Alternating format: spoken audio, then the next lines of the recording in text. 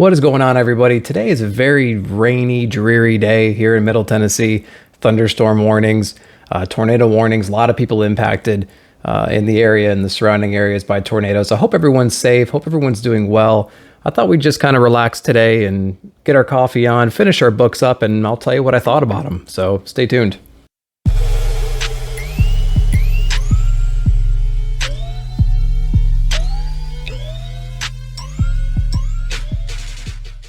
All right, guys, so we're back. So I thought I'd do more casual video today. I kind of like doing these kind of videos too. I think doing the recorded videos with the edits and whatnot is really fun, but I just kind of like spitballing too and just kind of more connecting with the community. I'm going to do my salute to Bueller here. Got my dark roast on. Great day for comics. Real cloudy, real rainy. Not a lot going on. Daughter's just hanging out downstairs. So let's get into what I read this week. So if you saw my video of what I pulled, I actually read all those. So no hashtag backlog bros for me this week. Sorry to disappoint, but yeah, let's just go over what I read and what I thought. So Alien #1, that Scotty Young cover. I love that cover. I thought it was pretty good. I was expecting a little bit more action, but again, it's just the first issue, so I was more intrigued in the last 3 pages probably. And that's kind of what you would expect from an Alien book, what you see at the very end. And I won't go into spoilers, but there's a lot of character development. We kind of follow this one guy, and he's retiring, and we understand what his family dynamics are like. And we get a little bit of what we're hoping to see in an Alien book towards the end. So we'll see what episode or issue 2 brings. And yeah, I'm excited overall. The art didn't quite do it for me yet, but again, it's still early. We'll see where the story goes. But the cover's fire though, right? God, man, I love that cover. Anyway, yeah, that's Alien #1. Not bad. We'll see where it goes. Didn't really catch me though. I did read Nightwing finally, based on all the recommendations, and everyone was loving Nightwing. So Nightwing was great. I've never followed the character really. I mean, I've been a main Batman run guy forever, and this book was really, really good. It kind of shows you where he is right now, the current struggles that he has, his life state. There's a really good opening scene with him and some bullies that were kind of harassing this dog, and so it was kind of like a John Wick kind of a moment where they kind of got payback on those guys. So the end was it was really interesting, really heartfelt. There's a letter at the end that everyone's, I think, referenced before, that I finally read that, and it was pretty cool. So I really like Nightwing. I'll definitely check it out going forward and see what happens, because it's an interesting story, and can't wait to see what else is going on there. What else we got from DC? We got a few more books from DC. Detective Comics 134. So this one was really good. I don't read Detective Comics normally, and this one, Detective Comics, to me is a little bit more in the life of Bruce Wayne, and it's kind of, you know, his relationship with his neighbors, and there's kind of this rich, elite, well-educated neighborhood that he's in, and he's kind of mixing with those folks. They go to a fundraiser, and all hell breaks loose, and it's just kind of his journey mixing with these different people, and what's the impact of this heist on the fundraiser that he was attending. So he's kind of balancing all these things. He's still broke. He's still Poe. Well, we'll see. We'll see what happens. It was better than I expected. I don't really read Dark Detective or Detective Comics for that matter. So I like this.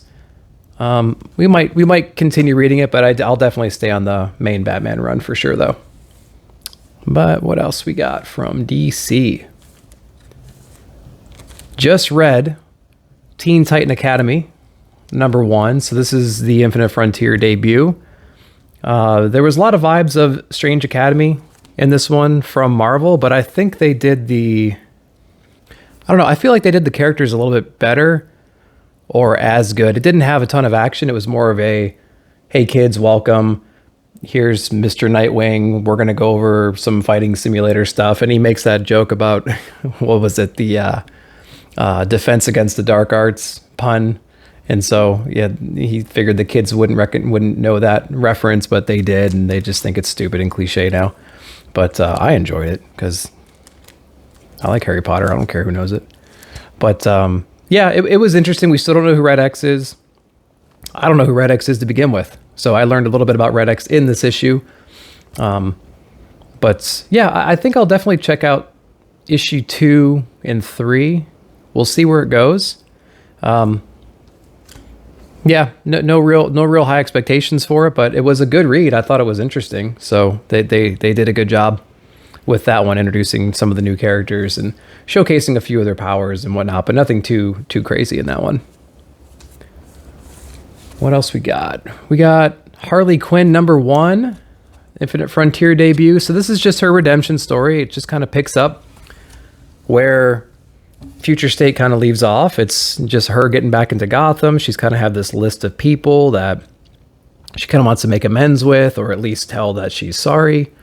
And she gets mixed up with Batman in this, because you can imagine Batman's probably he's hopping through like a dozen different crimes a night. So I think he just kind of comes across her during one of the crimes that he just randomly stops throughout any given night. And they kind of make a pact that, hey, I'm a good guy now. You can trust me. Okay, I'll trust you.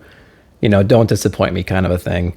And so now she's going around and trying to do the good thing now. The art is actually better than I thought it was going to be. Based on the cover, I didn't really like it, especially coming off of the main Batman runs Joker War Harley art style. I was more expecting that and more used to that. And then we kind of flipped to this style, and I was like, man, I don't know if I like it, but it actually works for this particular book, for her book. So it's kind of a grittiness art style and color style that just works for the character, I think. So I don't know, good call there. I didn't expect to like it, but I actually liked Harley a lot, so that's pretty cool. Couple independent books. So I'll start with HaHa #3. HaHa #3 is great. I mean, if you like Ice Cream Man or the other HaHa books, I think you're going to like this one. It's a silent issue, mostly silent issue. The ancillary characters have a couple lines of dialogue, but really it's another kind of heartbreaking tale of a guy kind of down on his luck, trying to make some money, trying to, do what makes him happy. And he kind of gets shut down over and over again, but then he kind of finds this thing that he can incorporate into his act that actually brings some good results, and the crowds love him, and he's making a little bit of money, and he's finally kind of got something, and then it's taken away. And so it's kind of the story about, the lengths you'll go through to get back something that you worked hard for. And so we kind of see how that ends at the end of HaHa #3. It's a good story, though. I mean, it's a silent issue. You'll go through it in about 2 minutes. And yeah, I really liked it. And then finally, we have Stray Dogs #2. Stray Dogs #2, a continuation of a great story. Short-term memory, long-term memory issues with certain dogs. This dog arrives at a house he doesn't know with other dogs he doesn't know, and a mysterious owner. And this particular issue goes into more about that owner's background and how messed up it probably is. And so there's some shocking things learned in here about how he might be baiting women onto dates, and then the date ends horribly wrong for the woman, and then more dogs end up showing up into the house. So that's pretty much the basic premise without giving away too many details. So we'll see what this book shows us in the next issues. I wonder if they're all going to kind of gang up and just kill this owner. I mean, what are they going to do? I don't know. Half of them forget that there's a problem at the end of each episode anyway, or issue anyway. So yeah, we'll see what we go there. And then the last one I picked up was Finger Guns #1. I actually didn't read it. I need to go back and read it. Super cool book. If you haven't read this one yet, being able to manipulate emotion and other things just by pointing your finger like a gun and clicking it on somebody, it's pretty interesting. And what that kind of means to have that kind of power, and how that kind of power can backfire on people depending on who you use it on. Real interesting story. It's tragic. It's funny, but it's definitely a good read. So if you haven't read Finger Guns, I recommend you check it out because it's great. I love it. So that's pretty much what all I read this week. I think I have some more digital stuff I'm going to run through just to kind of get caught up on some other things that I haven't read yet. But yeah, I just wanted to kind of throw out there my opinions of these books after I read them. So what'd you guys think of all these books? I think I talked to a few of you on your channels and live chats already about what you thought. But yeah, let me know in the comments what you thought. And if you like this more intimate, off the cuff kind of video as well, I can throw these in once in a while when I finally catch up on my books. Because most of the time I'm about 2 weeks behind on some of the books. But I just had some extra time, so I thought I'd catch up. Anyway, let me know in the comments. Hit that like button, subscribe button, notification bell, all those good things, and I will see you guys later. Thanks again.